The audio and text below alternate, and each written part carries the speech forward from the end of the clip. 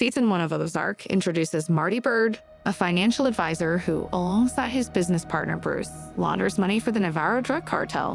When the cartel discovers that Bruce stole $8 million from them, they kill him.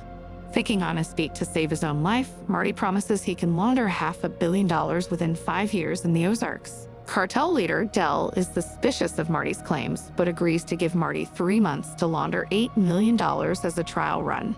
If Marty succeeds, he'd be in deep with the cartel. If he fails, he and his family will be killed.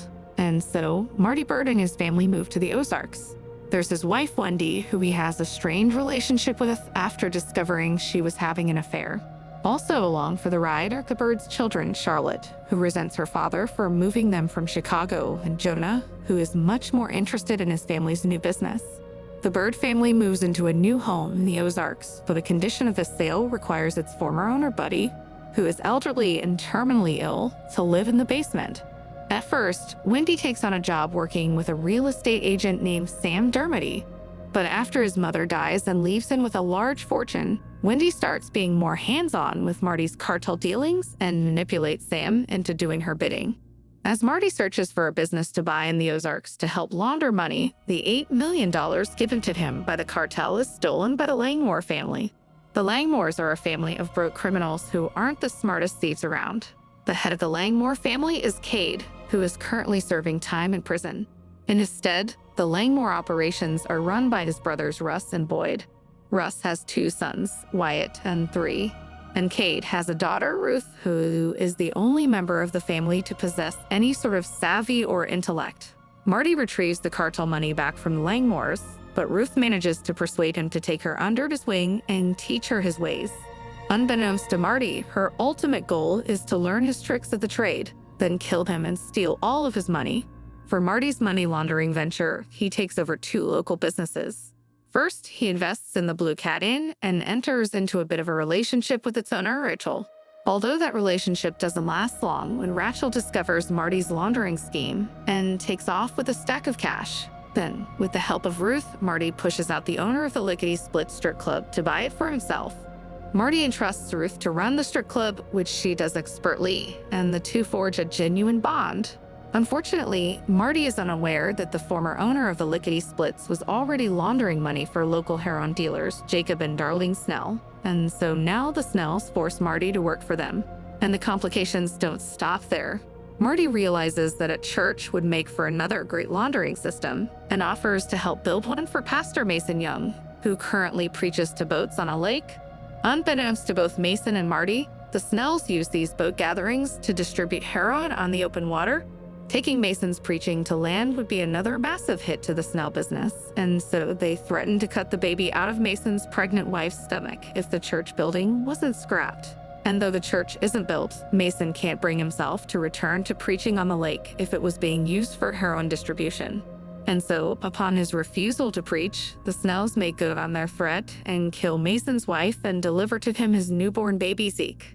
And if all of that wasn't enough drama for Marty and his family, the FBI is looking into his ties to the Navarro drug cartel due to Marty's old business partner Bruce secretly being an informant. Agent Roy Petty heads to the Ozarks to find enough evidence to catch Marty, going undercover as a tourist who starts paying Russ Langmore to be his fishing guide. Throughout their time together, Petty initiates a romantic relationship with Russ that at first is strictly for the case, but grows into something genuine. Under the instruction of Cade, Ruth and her uncles conspire to kill Marty by electrocuting him. When Russ confesses this to Petty, the FBI agent secretly intervenes to save Marty's life. Petty then blows his cover to Russ and explains that he recorded Russ' confession on the Marty Bird murder attempt, but instead of turning into an informant like Petty hoped, Russ and Boyd planned to rob and kill Marty, then run away. Ruth discovers her uncle's plan and sabotages them, killing them both before they can kill Marty. Marty then successfully launders the full $8 million for the cartel, and in return, they give him another $50 million to launder. When Dell arrives in the Ozarks, Marty tries to broker a deal between the cartel and the Snells. The cartel would now handle the heroin distribution for the Snells, and the Snells would allow a casino to be built on their land to launder cartel money. It's a deal that seems to make everyone happy, but after some harsh words are exchanged, the erratic Darlene Snell shoots and kills Dell.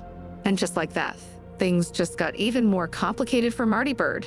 In Season 2 of Ozark, the Mexican cartel sends its American attorney, Helen Pierce, to sort out all of the drama in the wake of Dell's death. Helen agrees to Marty's plan of the cartel working with the Snell family to distribute heroin in exchange for land for a money laundering casino. But following the death of Dell, the Snells would need to kill one of their own. And so Jacob kills his trusted employee, Ash, and now that the cartel and the Snells are in agreement, Marty just has to go about ensuring that the state senator would allow the construction of the casino. And that is easier said than done, as the Kansas City Mafia. And that is easier said than done, as the Kansas City Mafia has its own interests in the region and tries to sabotage Marty's plans. Meanwhile, Wendy becomes increasingly involved in the criminal activities, striking up a relationship with cartel attorney Helen Pierce to secure their family's future in this dangerous game. As tensions escalate, Ruth finds herself torn between her loyalty to Marty and her own family, especially when Kate's influence becomes more pronounced. She struggles with the weight of her decisions, realizing that her actions have far-reaching consequences not just for herself, but for everyone around her. The FBI's investigation intensifies, with Agent Roy Petty pushing harder to bring down Marty and the cartel. Petty's obsession with the case starts affecting his personal life, leading to strained relationships and questionable decisions in his pursuit of justice. On the political front, Marty faces challenges in dealing with the state senator and navigating the murky waters of corruption and power. The casino project hangs in the balance, with various forces vying for control and influence over its fate. As alliances shift and betrayals unfold, the Byrde family finds themselves in a precarious position, surrounded by enemies on all sides. They must rely on their wit, resourcefulness, and sometimes sheer luck to survive in this cutthroat world of crime and deception. Season 2 of Ozark delves deeper into the complexities of money laundering, power struggles, and the human cost of living in a world where trust is a luxury few can afford. The Byrde family's journey is one of survival, adaptation, and constant battle to stay one step ahead of those who seek to destroy them. And as the season unfolds, new challenges and adversaries emerge, testing the limits of Marty's cunning and Wendy's resilience. The stakes are higher than ever, and the consequences of failure are not just financial but existential, threatening to unravel everything the Byrdes have worked so hard to build. In the midst of it all, the question remains, how far will they go to protect themselves and their loved ones? And at what cost? With each episode, Ozark draws viewers deeper into its dark and compelling narrative, blending intense drama with intricate character dynamics and a gripping portrayal of the criminal underworld.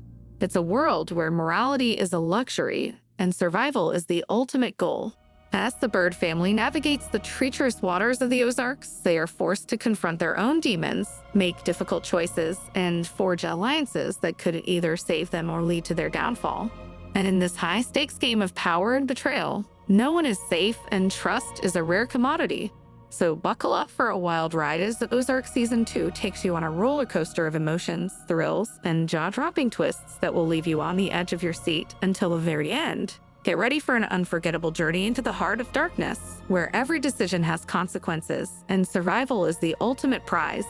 If you've enjoyed this recap and want to stay updated on all things Ozark and other thrilling series, don't forget to like and subscribe to Rush Recap, your ultimate destination for in-depth recaps, analysis, and insights. Hit that subscribe button and join our growing community of TV enthusiasts. Until next time, happy watching.